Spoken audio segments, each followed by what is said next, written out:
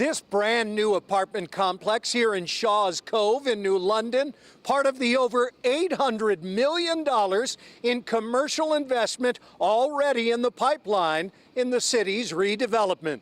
Behind you here today, we have our new project called The Docks. It's going to open in June of this year.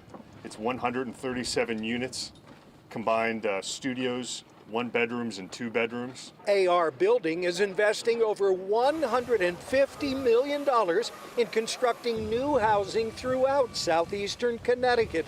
All this development because of an exciting economic future. Manufacturing is alive and well in Groton, growing here in New London with Electric Boat.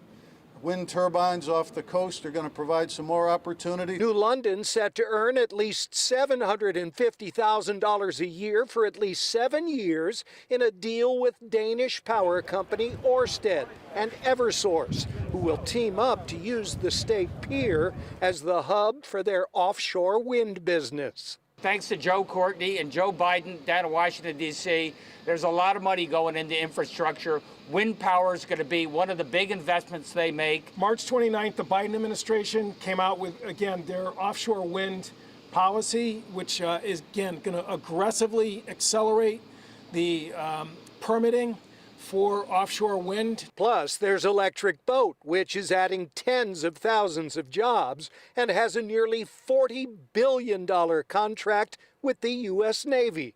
Then there's tourism. A brand new relationship, a rejuvenated relationship with Mohegan Sun and Foxwoods, allowing them to get into the virtual economy, bringing more people to the state of Connecticut, bringing more people to the Mystic Aquarium. And with all that's going on, Congressman Courtney said they could easily do ribbon cuttings every day for months. In New London, Tony Terzi, Fox 61 News.